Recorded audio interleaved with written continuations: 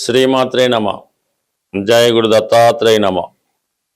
ఈ వీడియోలో మనం మే 3వ తారీఖు నుంచి 9వ తారీఖు మధ్యలో జరగబోయే వార ఫలాలు కర్కాటక రాశి వారికి ఏ విధంగా ఉంటాయి అని తెలుసుకునే ప్రయత్నంలో మరి కర్కాటక రాశి వారికి లాభస్థానంలో ఈ వారం అంతా శుక్రగ్రహ సంచారం, చతుర్థాధిపతి లాభస్థితి, స్థిరాస్తుల మీద ఆదాయం లభిస్తుంది, వాహన సౌఖ్యం లభిస్తుంది, స్త్రీలతో పరిచయం ఏర్పడుతుంది, తల్లిగారి యొక్క సహకారం మీకు కలుగుతుంది.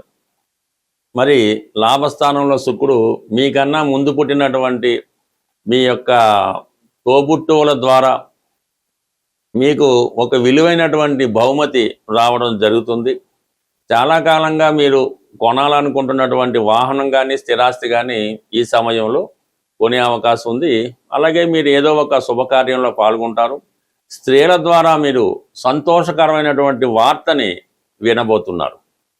అలాగే దశమ స్థానంలో ఏర్పడినటువంటి బుధాదిత్య యోగం అంటే ధనాధిపతిగా రవి దశమ స్థానంలో ఏర్పడడం వల్ల రవి దిగ్బలుడై వృత్తిపరంగా మీ యొక్క హోదా స్థాయి పెరుగుతుంది.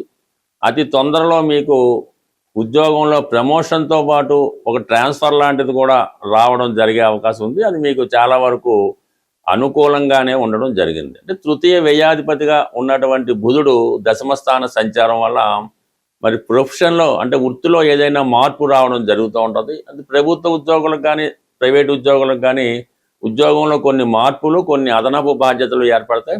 అలాగే అదనపు ఆదాయం కొరకు మీరు చేసే ప్రయత్నాలు చాలా వరకు ఫలించే అవకాశం ఉన్నది. ఇంకా ప్రధానంగా దశమస్థానం అనుకూలంగా ఉంది కాబట్టి వృత్తిపరంగా అనుకూలంగా ఉంటుంది. కొత్త వ్యాపార అవకాశాలు వస్తాయి.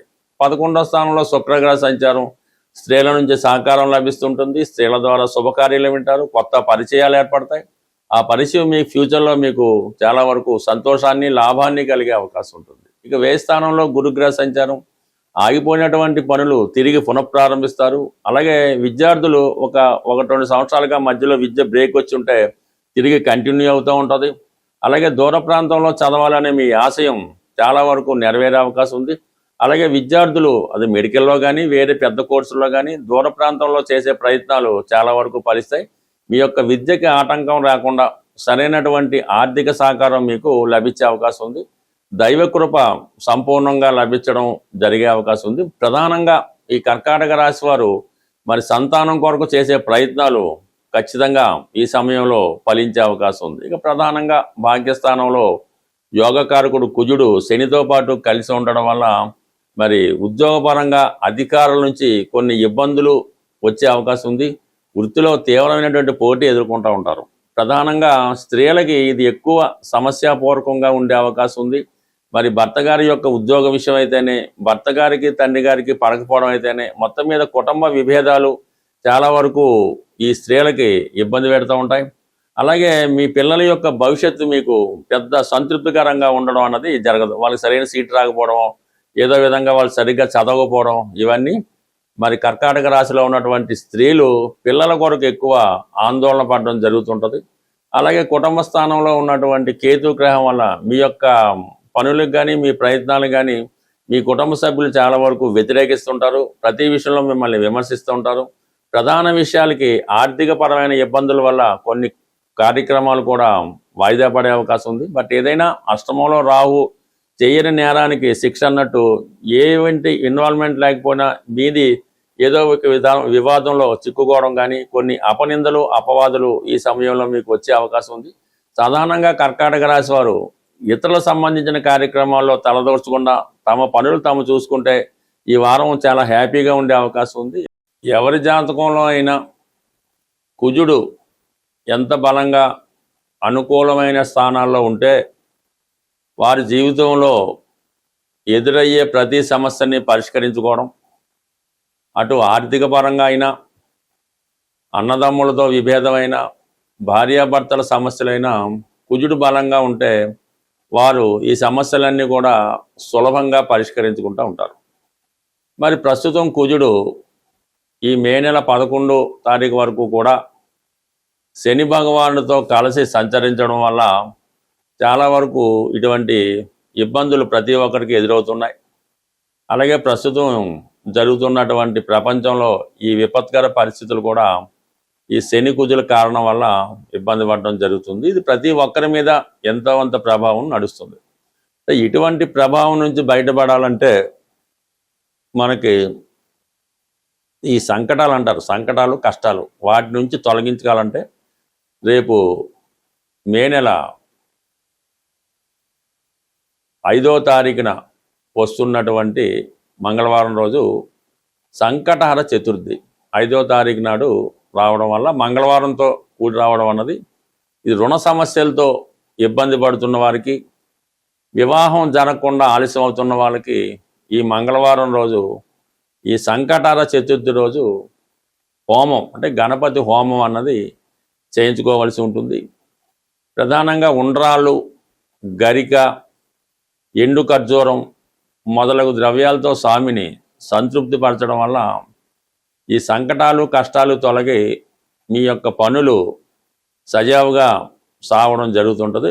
ఏదన్నా మరి పనులు ముందుకెళ్ళాలంటే ఈ ప్రయత్నం తప్పకుండా మీరు చేసి చూడండి. మళ్ళా వచ్చే సంకటాల చతుర్థి నాటికి చాలా సమస్యలకి పరిష్కారం దొరుకుతూ ఉంటుంది. అంటే మనం అనుకున్న సంకల్పం నెరవేరేదాకా అంటే ఒక పెద్ద సంకల్పం పెట్టుకున్నప్పుడు ఈ ప్రతి నెల కూడా ఈ సంకటహర చతుర్థి చేయడం వల్ల దాని ఫలితం మీరు కంప్లీట్గా చూడడం జరుగుతూ ఉంటుంది. ఏదనేది కంటిన్యూ అయితే మీ చేత అవనవడం ఖచ్చితంగా దీనికి బ్రేక్ పడుతుంది. ఎందుకు బ్రేక్ పడుతుంది? మనం అనుకున్న పని పూర్తయితే మనం అక్కడ నుంచి మానేస్తాం కదా, అందువలన కంప్లీట్గా మీకు ఇది సక్సెస్ రావడం జరుగుతుంది. అయితే ఇందులో ఏంటంటే మేము ఆ గుళ్ళో డబ్బులు కట్టేసామండి, మా తరపున మా అమ్మగారు చేస్తారండి, దాన్ని ఇంకో వేరే వాళ్ళని పొరం, ఇవేమి జరగవు. మీరు స్వయంగా దగ్గరుండి చేసుకుంటేనే మీ ఫలితం ఈ ఫలితం రావడం జరుగుతుంది తప్ప అది ఈ విధంగా మీరు డబ్బులు కట్టేసాం వాళ్ళు చేసే మనకు కుదరదు. దానివల్ల ఇంకా కష్టాలు వచ్చే అవకాశం ఉంది. బట్ ఏదైనా మీ జీవితంలో ఎదురయ్యే ప్రతి సమస్యకి మీ శాస్త్ర ప్రకారం మీ యొక్క జాతకంలోనే, మీ జన్మ జాతకంలోనే ఆ సమస్యకి పరిష్కారం ఉంటుంది. అది దశ బట్టి అవ్వచ్చు, గోచారాన్ని బట్టి అవ్వచ్చు. ఎవరైతే తీవ్రమైనటువంటి సమస్యలతో ఇబ్బంది పడుతున్నారో వారు వారి యొక్క వ్యక్తిగత జాతకాన్ని చాలా అనుభవంతో కూడుకున్నటువంటి నిస్వార్థంగా ఉన్నటువంటి జ్యోతిష్కుని సంప్రదించి వారు చెప్పిన విధంగా కొన్ని సూచనలు మీరు కంప్లీట్గా చేసుకోవలసి ఉంటుంది. జాతకం చూపించుకున్నంత మాత్రాన ఎవరి జీవితం మారదు, అందులో మీరేం పెద్ద గొప్ప ఏం కాదు. కాబట్టి జాతకం చూపించుకొని దానికి పరిష్కార మార్గం చేస్తేనే మీకు ఆ సమస్య పరిష్కారం అవుతుంది తప్ప కేవలం జాతకంలో ఉన్నది తెలుసుకోవడం వల్ల ఆ సమస్య మరింత పెద్దదవుతుంది తప్ప దానికి పరిష్కారం అయితే అవ్వదు.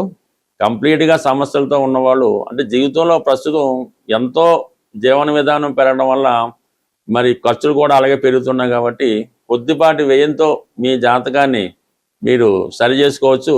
మరి అది మీ యొక్క నమ్మకాన్ని బట్టి, అవతల వారి యొక్క విద్వత్తును బట్టి ఆధారపడి ఉంటుంది. స్వస్తి.